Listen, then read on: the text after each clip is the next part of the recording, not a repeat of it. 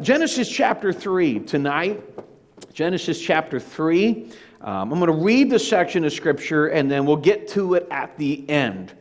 And we'll get to it at the end, because what I want to do is, if you've read the chapter of modern identity, we'll talk a little bit about that. But what I'm going to do is I'm going to dig a little step further to get us an understanding of where the idea of modern identity comes from, the premise, the foundation of it, and the reason I state this is the modern identity is good, but I want to take it one step further, because there's a lot of things in our world today, a lot of thinking today that we look back and say just doesn't make sense. But yet to the world, it seems to make sense. And I want to dig a little into what caused this kind of thinking. So that's Genesis 3. We're very familiar with this passage, and when we get to the end of this lesson, you understand why we're using it. Now, Genesis 3, verse 1. Now the serpent was more subtle than any beast of the field which the Lord had made. And he said unto the woman, Yea, hath God said, Ye shall not eat of every tree of the garden? And the woman said unto the serpent, I always find it intriguing in verse 2 that she did not panic about talking to the animal. Makes you wonder how different it was in the Garden of Eden before curse. It makes you wonder. One, since the curse to the snake was he be on his belly, we can assume he did have legs. You can assume that. I don't know if it was normal or if he just didn't put the shock in the Bible. But verse 2, and the woman said unto the serpent, We may eat of the fruits of the tree of the garden, but of the fruit of the tree which is in the midst of the garden, God has said, Ye shall not eat of it, neither shall ye touch it, lest ye die. And the serpent said unto the woman, Ye shall not surely die. For God doth know that in the days ye eat thereof, then your eyes shall be open, and ye shall be as gods, knowing good and evil. And when the woman saw that the tree was good for food, and that it was pleasant to the eyes, and a tree to be desired to make one wise, she took of the fruit thereof, and did eat, and gave also unto her husband with her, and he did eat.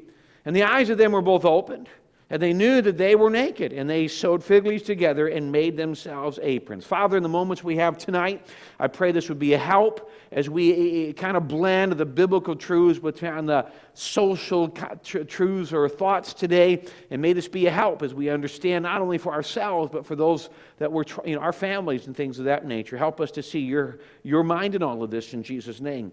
Amen. Now, if you read the chapter, you're going to notice there was, if you remember at the beginning of the chapter, the author talks about he and his daughter went to an art gallery. And there was a certain piece of art. And so I wasn't sure if that was real, so I Googled it. And I think it's the next picture on our slide. If I'm not mistaken. Yes, that's real. I actually looked it up online. That's what he's talking about. It's a shovel you can buy from Walmart. I couldn't believe it when I pulled it up. I'm like, there's no way. That's actually it. It's hanging by a string.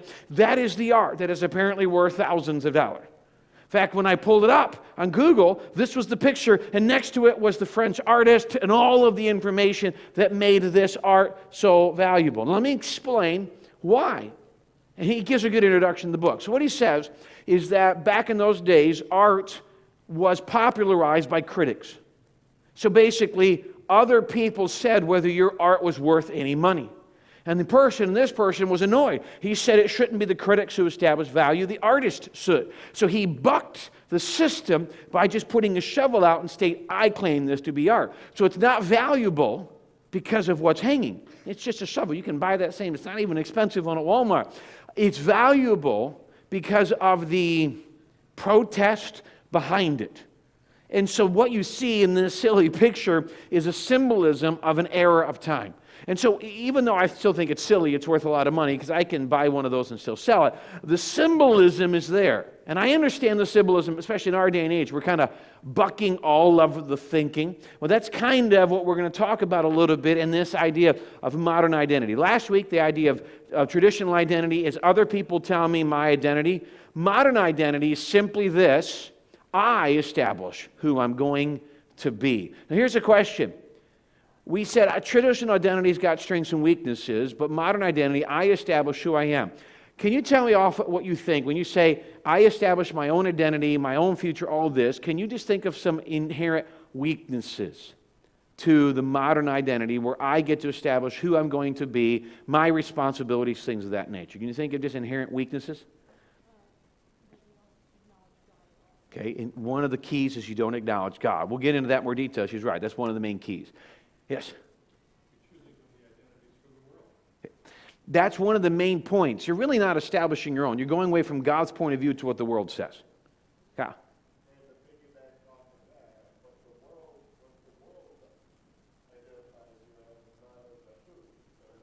That's a good point.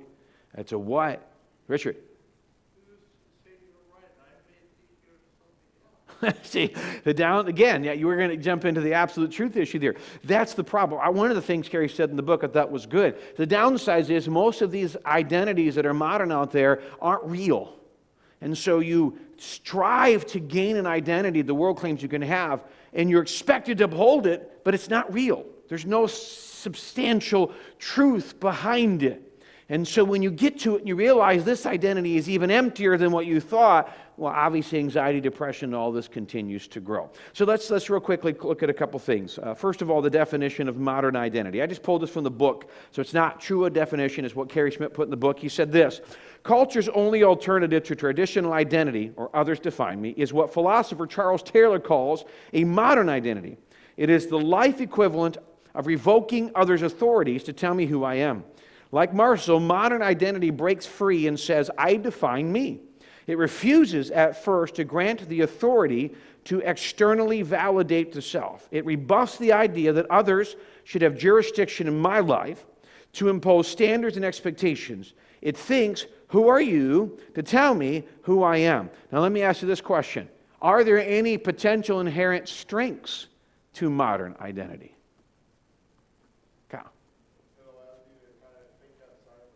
Okay. All right. Can I tell you where I think what he exactly said is very powerful? How many, and maybe this sounds crazy, but as someone who's a youth pastor and has been on the other side, has been able to see kids grow up and on the other side, and now they're deciding what they want to do with church and everything like that.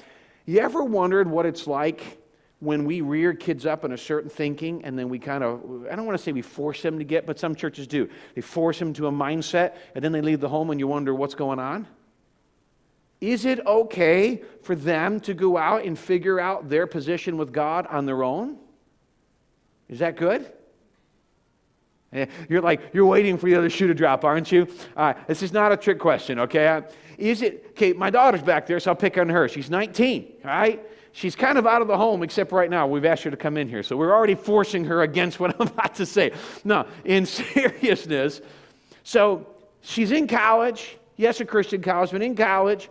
And no, we didn't force her to go there, but it was one of the ones we encouraged. She's there, and she comes back and says, Dad, in these areas, I'm not sure I agree with what you said growing up. Is it right? Should I then get angry and say, how dare you, thou art no longer my daughter? Is that what I should do?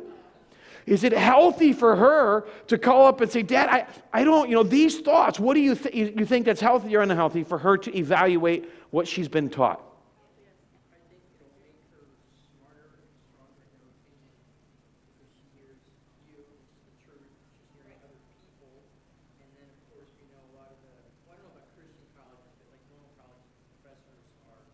Yep. No, very good point. Leonard.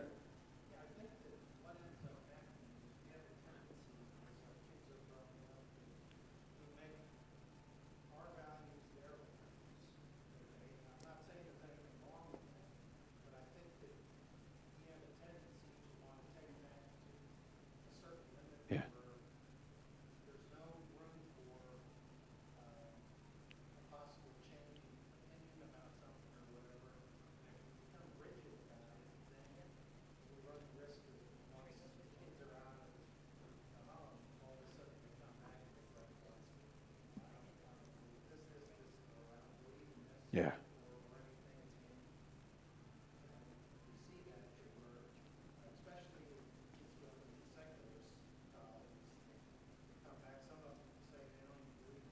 Yeah.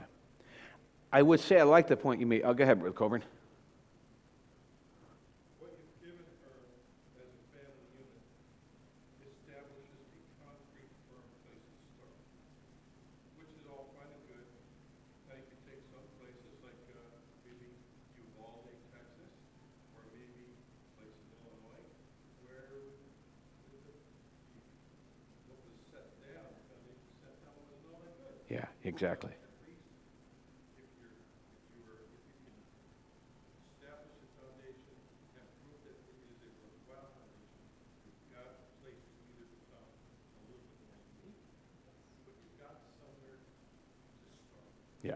Let me ask this question. Would you agree that how you view, I'm talking broadly, not doctrine, I'm talking church, little preferences in here and there. Would you agree that some of your preferences are different than maybe your parents were? All right? And there's nothing wrong with that. One, the world's just a different place than it was when I was growing up. It's just a very, very different world. So yeah, there's some things, the way I approach things, I'll give you an example of this. But when I worked for other men, including my dad, one of the rules that all the men I worked for was that we could not have beards or any facial hair. They did not think it was a doctrinal thing. They didn't think it was just their preference. They thought lack of facial hair looked more professional. And by the way, during that time, it did. At those points, especially goatees, they were kind of like the evil. If you saw a guy claiming to be the bad guy on TV, he always had a goatee. That's how I grew up. Well, now, as long as you take care of it, beards are in. It's a cultural thing. It's not right or wrong. Yeah, I know, Stephen, I'm like, stay away. It is what it is. I remember once, I was with my sister-in-law's funeral, and I had grown a goatee. My brother-in-law had it, my father had it, so I grew one. And my parents surprised us at the funeral. My mom looked at me, and she was becoming Satan now, right? She immediately said that, because that's how she grew up. Now, it's not right or wrong. In the same case, but today it's a little different. Now I don't actually have to ask, so I can choose what I want to do. Although Leighton today, my beard must be getting really gray, because he just got back from a trip. He's like, I thought you had facial hair when I left. I'm like, is it really that gray? Is it that bad? But the key is this. At some point, if we are forcing, I think there's guidance, and I believe this. As they're younger, the guidance is much more rigid, and as they get older, there's got to be room. And the older they get, the more the room. And you got to allow them to make mistakes so they can understand. Because here's what I've learned. One, the benefit of getting them around other people, colleges and camps, is simply this. When a preacher says something that I've said, my kids are like, oh, that's brilliant. Not because it wasn't me saying it. Whether they realize it or not, if someone else is echoing what they've heard at home, it adds validation to what we're saying. Putting our kids under other preachers is a phenomenal thing to do because it adds validation to what we've said. Years ago, a man came to me all upset. He goes, I have told my son this, and he came home the other day and told me you said it like it was a brand new thing. He was all offended. He's like, why is that? And I said, Brother McAvoy, it has nothing to do with that. The only reason he recognized me saying it was because it repeated you. I said, but no kid's ever going to tell their dad that. Take the win. Run with it. Take the win. And so that's the truth behind that. Now, as they get older, the other thing is when they're allowed to make some mistakes in a level of protection where their mistake won't destroy them, and they come back, they don't ever want to admit mom and dad are wrong until they've made the mistake. They still won't admit to you they're wrong. They're going to sit in their room. How do I acknowledge they were right without ever telling them they were right? Right? They just don't. They just change. And that's good. They need to at some point be able to stand on their own 2 feet. So I think there needs to be some levels of freedom in that area. Yes, sir.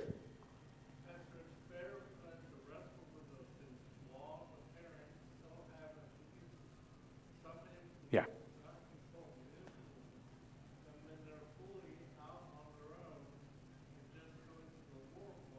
Yeah. It's a good point. If they're wrestling with these things and making the decisions while there's still some protection around them, where they go too far, we can pull them back. There's a lot of protection. And again, when they're younger, my older two have a lot more freedom than my youngest. My youngest must still think I'm a dictator. The older ones are like, ha, they laugh as they have all this. They can take their phone to the room now, and all the other ones, and Caleb's got to turn it in at night. Dad, it's not fair. Go to bed. All right, that's how it works. And so, but you're right, as they get older, there's some freedom, but there's still a level of protection there that when they do fall, we're not there to get on their case. We're there to help them to see and to guide. I want them to wrestle with that now. Instead of getting out to the world, if I never allow them to have another voice or another opinion, they're going to get it at some point. You realize we were all like this. We all want our own opinion at some point, right? We want our voice to be heard. And if no one else in my Christian realm will ever let me ask the question or say this, I'm going to find someone who does. And that person may just be the closest atheist. Someone's finally heard me. We all want that. Yes?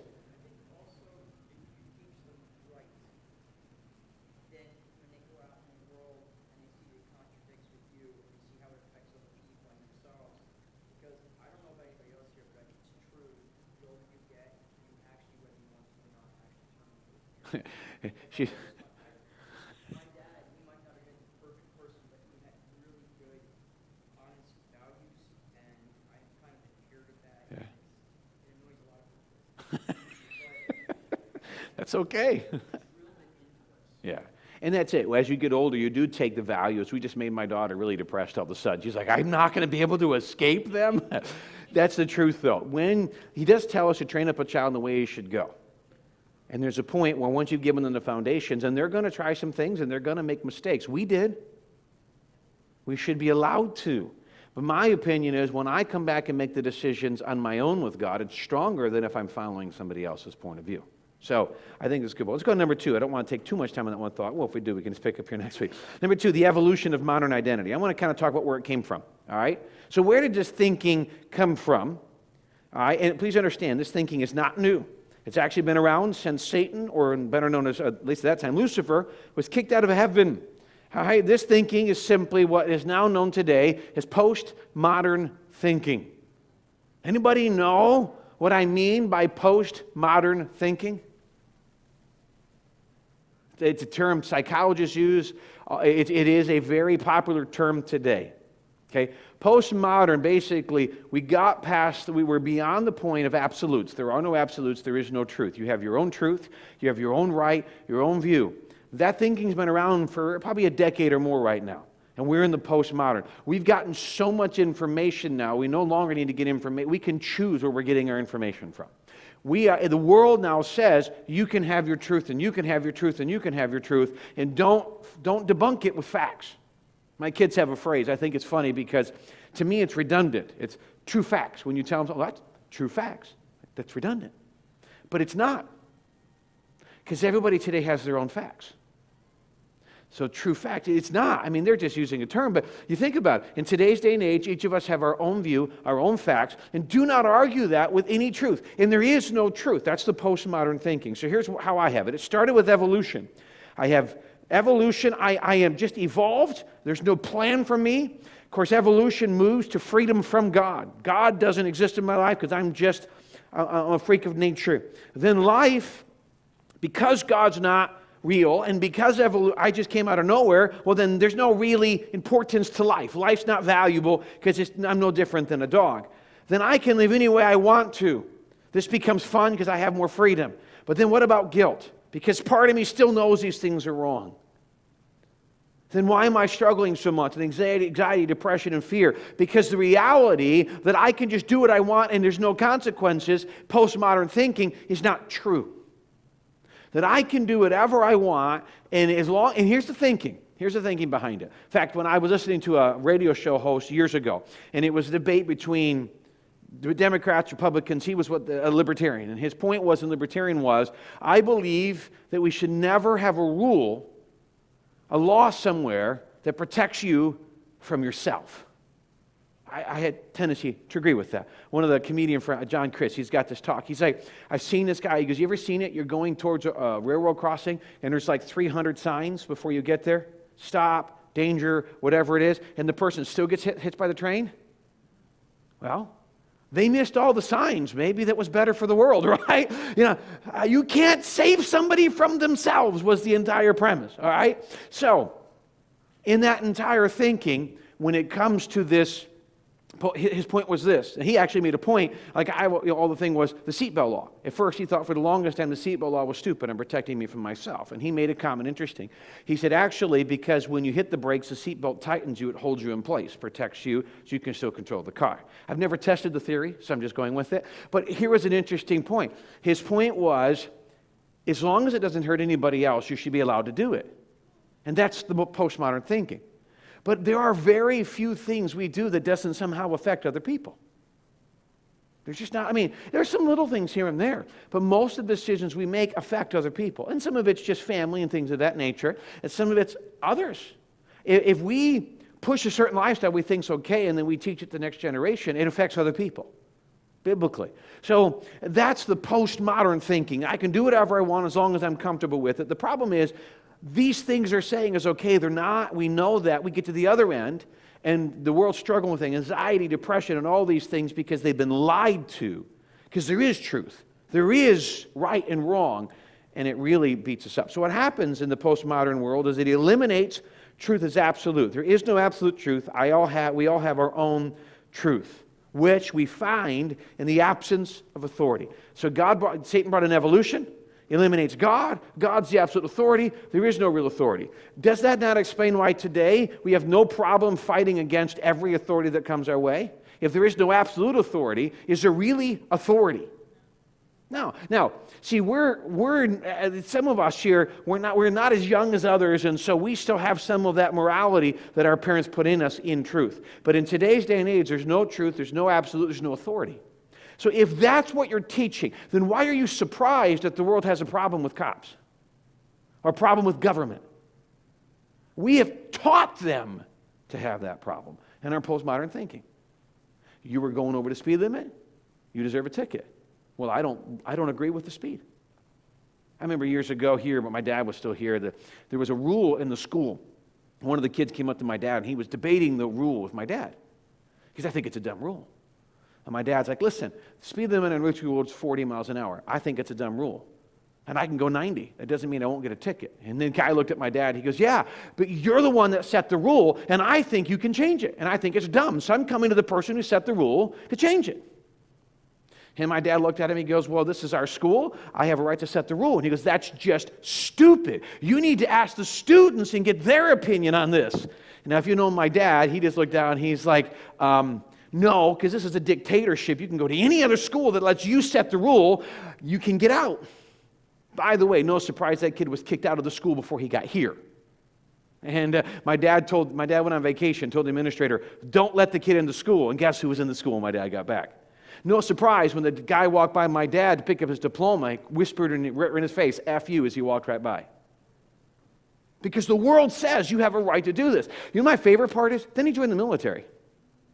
I don't like people telling me what to do, so I'm going to join the military. Okay. Well, he's an officer, I guess. Well, as far as I know, he went to officer school. The point is this: the world thinks that way, and so of course, if I can have my own truth, then I can have my own identity.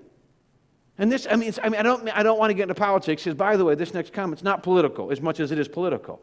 That means I can have my own gender, I can have my own thinking, I can say babies aren't really there. I can have all of that because there is no truth, Brother Coburn.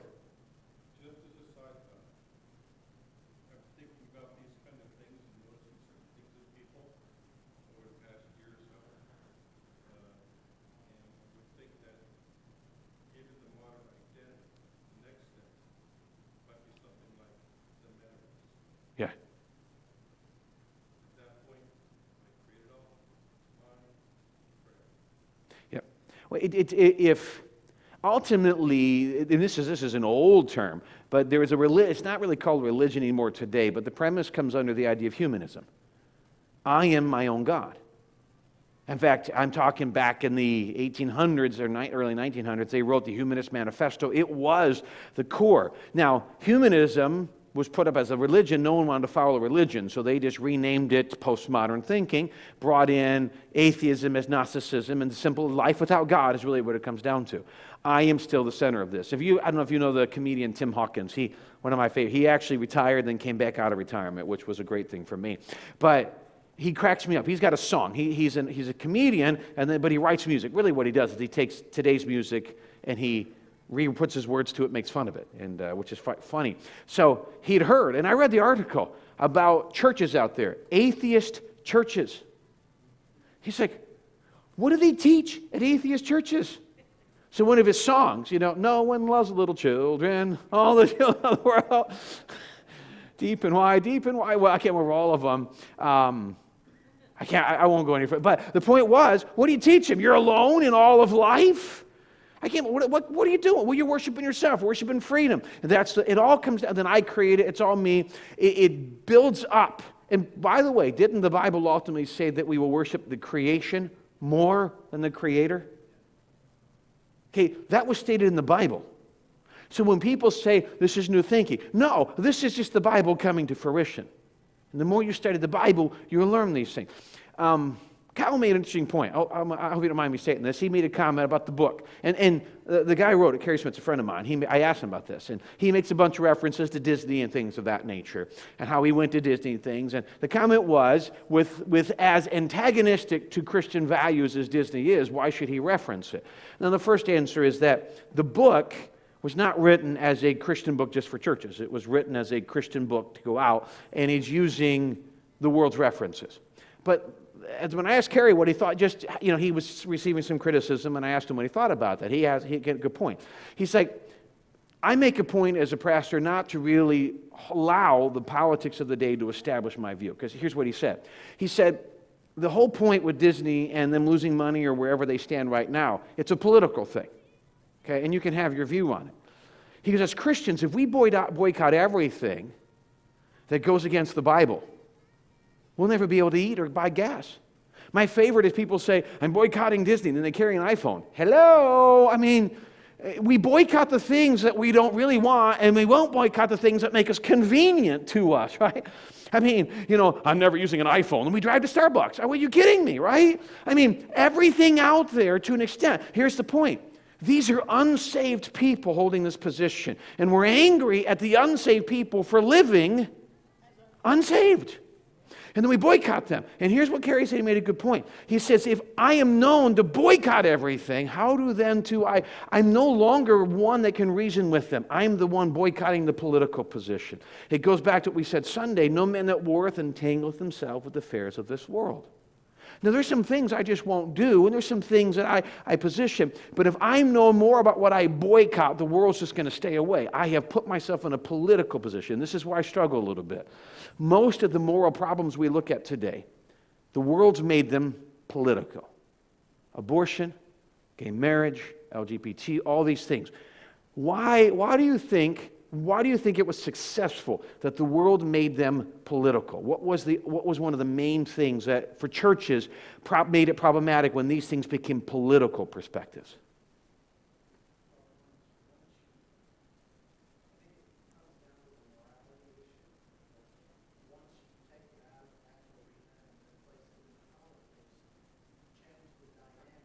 Yeah.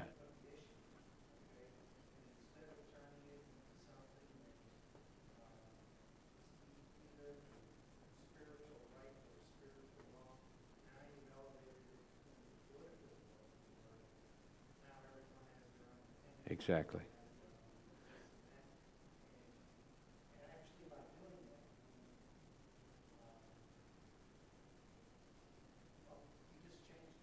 Yeah.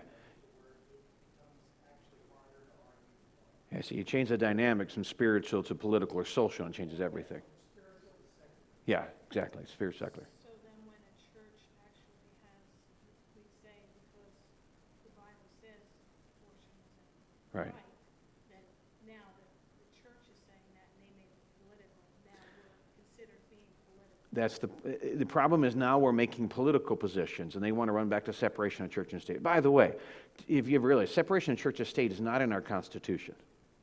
It's in a letter written from Thomas Jefferson to a Baptist preacher. The Baptists have always been a little bit obnoxious. But anyway, and the whole point was, as they were creating the laws for religious freedom, the Baptists were afraid you were going to infringe. And so they wrote a letter saying we will always have separation of state from church, state forcing the church to do something. It's not in our Constitution anywhere. It's always been followed. And it's one of the distinctions we agree with. But if they can make these things political, then when we talk about them, then they come back and say the pastor is political and things of that nature. All right? This is why I saw a lot of my friends when the abortion was overruled. Go ahead, I'm sorry. I'm just wondering, maybe I misunderstood your question, but is it possible that a lot of people want it this way, they don't feel like they're sinning? Yes. She made a good point. Is it possible they want it this way so they're not sinning? Yes. If I make it secular, which means, because when it's spiritual, God is the ultimate authority, and the Bible is what tells me what's right and wrong. If it's secular, I'm the ultimate authority. So what they're doing is they're taking these moral views and they're removing them from the church and they're putting them in the secular position, so now we can choose what we want to do. They're pulling them out of this authority of God. Exactly. Guilt's gone. It's the postmodern thing. And don't get me wrong, this has been planned. You can study the Bible to see this. So we'll actually see it in a minute here in Genesis, the same premise on this, right? I'm running out of time, so let's just quickly go. I have the lies of modern identity. I just have two thoughts on there, just if you're filling your notes out. The two are the weaknesses today and then the sources of the lies. The weaknesses is it eliminates God from the picture, which inherently makes it weak. Then number two, the sources of the lies, what I want to get to. Let's go to Genesis 3. And I'm going to look at a couple quick things. I'm just going to kind of break down the verses here. Let's get up to, let's see here. We read this earlier. So it starts with manipulation. Satan says, has God said you may not eat? How did he put it? Hath God said you should not eat of every tree of the garden? You notice he said every tree? Why? How many trees were they allowed to eat of? All but one. So he's immediately pointing out, well, God, if I were God, I'd give you freedom to do everything. Let me point out the one thing. It's manipulation. We all do that. Pointing out not the great, to make it look bad. If I were your parent, I'd let you eat anything you want. If you want ice cream before dinner, that's fine because I love you, right? And you're fine if you want to deal with them throwing up. But the premise is that's what Satan does. He manipulates the circumstance, and then he starts with he questioned God. So he says, hath God said you shall not eat of every tree of the garden? Hath God said? He questions God. Did God? Now notice in verse 1, and Kyle pointed out, that was great. The serpent was more subtle than any beast of the field, which the Lord God hath made. And he said, hath God said. The word Lord gives a level of sovereignty to it. He eliminated Lord. He is diminishing God in how he states this. Hath God really said this? The woman, verse 2, said unto the serpent, we may eat of the fruits of the trees of the garden. In fact, they were told they could freely eat. She took that word out. But of the fruit of the tree which is in the midst of the garden, God has said, you shall not eat of it, neither shall you touch it, lest ye die. A lot of people say in verse 3 that Eve changed it, which is true. God never said you couldn't touch it. I don't jump too quickly on Eve at this point because God actually didn't tell Eve. Eve wasn't created yet when God set the rules He told Adam. Adam told Eve. So we got to be very careful. It's very likely that Adam said, you know, we're not even going to touch it. So Eve wasn't around. Women are blamed for too much as it is, all right? So I don't like it when they run to that because you just miss the fact that she wasn't even in existence when God created this rule. So I'm not going to jump and say she was already rebelling at that point. That's why I've heard a lot of people say it. But she said, we cannot eat of it. Then verse 4, the serpent said, ye shall not surely die. No, you're not going to. And then he gives a lie, which is a lie and not a lie. For God doth know that the days ye eat thereof, your eyes shall be open, and you shall be gods, knowing good and evil. You know what the tricky part about that verse? Satan didn't lie. It's interesting. Up until then, evil wasn't even a concept. Exactly. And good could only be defined as opposed to being evil. Exactly. They gained a concept of good and evil. There was no evil, so there was no good. You're just walking with God. I mean, we're going to get to heaven, we'll understand that. There is no good and evil because you can't have good without evil. This is it. This is right. You know, God is good, so there is no opposite to that at that point. But in the garden, yes, sir, Kyle. It was the first revolutionary act. It created something. Satan knew it. Satan did it in heaven. He knew what he was doing. He put the same thinking down to Eve, and he says, I'm going to split. And he came back to this idea, this ultimate authority has placed an identity on you, has told you you've got to be a certain way. And if you can free yourself from God, you will actually have more knowledge. Did they gain knowledge that day? Yeah. They gained knowledge of something they never really needed to have. Wouldn't it be great if you didn't have to deal with sin? And yet, that's what we gained. They lost everything. They gain knowledge of something. Every once in a while you say, hey, I want to tell you something, please. The more I got to know, the more I have to deal with. That's just kind of how it is. You know, do you want to know? Not really. But they knew. They learned it. They gained a knowledge. And that from that point on, we've been questioning God and everything from that point on. Yes?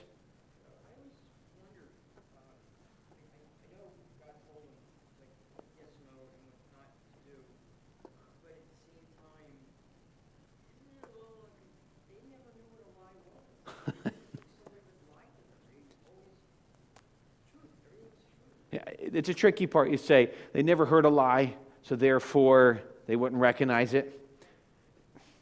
I guess the key is this. I don't need to recognize lies to know them. All I need to know is the truth. When I hear something different, I mean to wonder why. I mean, you think about it. They got to walk face to face with God. So they could have said, wait, and they could have said, God, I got a question, and he would have come down and stood there. They literally could have called God, and there would have been a conversation between the serpent, God, and Eve. They had that kind of access to God. And so they could have been able to do that. Yeah, Steve.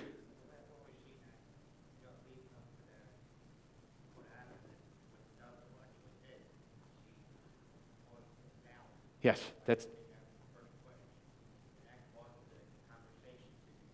yeah. That's the key. And that's what I was actually going to finish with. That same idea right there is what Satan, all he did is put a doubt in the minds of Adam and Eve. Hath God said? Is he holding out on you? And today we do this. The whole modern, postmodern thing is this. I'm not going to follow God because of this. The postmodern thinking that drives today was Satan's plan when he left heaven and was his plan in the Garden of Eden. This is not new. Kyle.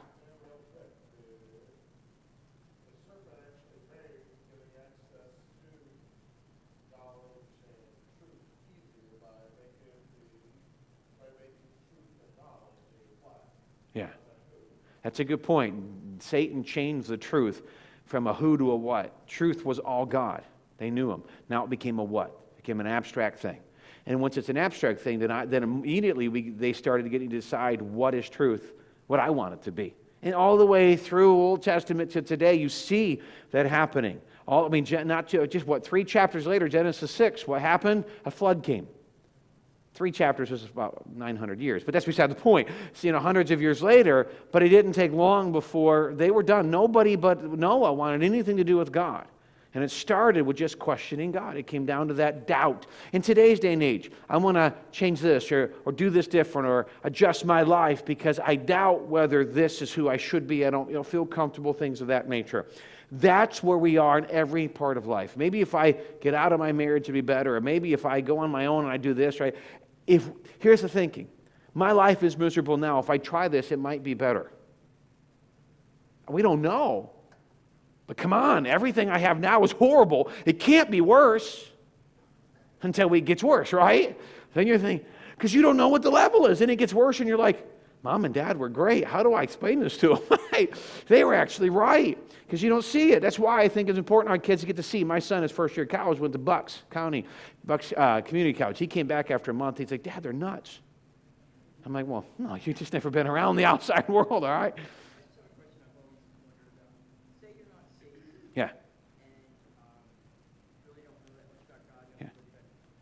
Everybody, when they're born, even if your parents never taught you anything, you sort of have some sort of inborn right and wrong difference. Yeah. Is that the Holy Spirit? What happened? Romans 1 talks about the idea that we are born with what's called the inborn evangelist. Everybody's born with the knowledge that God exists. Now, they will spend their life figuring out what God. But we are born with an understanding that there is a superior being, whether we want to admit that or not. We're born that way. Most people who are atheists are very hurt, and they're angry at what they think was God, and so they're mad at him. Most of them are. But yes, we are born with an understanding that a God exists, and we're born with this level. Because of that, there's a level of right and wrong inside of us. We were created. Think about it. We were created in God's image. So there is some of that put in there. You think about it, we were created that way, and then the world comes in and tells us we're wrong. Kids are great at home till they're 5, and you send them to school, and then they come home with all these problems. Because they're not just taught math at school, right? They're taught all the things and how parents are wrong at school. And I think, yes, I do believe there's that immediate, because we're created in God's image, there's immediate understanding of right and wrong, which is tainted by the world. Because if you think about it, you get a bunch of Amish people who aren't around, they're going to have very different views on life than we do, because they've not been surrounded by it. In fact, in the Amish world, you have a right to leave, to decide before you decide to stay Amish, to say, do I want the world's point of view or do I want Amish point of view? Yeah. But you still tell somebody, oh, it's wrong. Yes. There is some level of morality. There's just an understanding of morality. Our world still has it. It's just, even like, you look at some of the stuff today, this is right, this is okay. We're like, no, it's not. I don't care what kind of science you want to put behind it. Yeah. No, there's an impart. We all have that. It's this drawing for us to realize there's something bigger and above us, a sovereignty that's there, that establishes it. Yeah. Now, a lot of them won't pit that there's a God, but there is, whether they'll admit it or not, there is an understanding of a higher moral than us, is the best way to put it.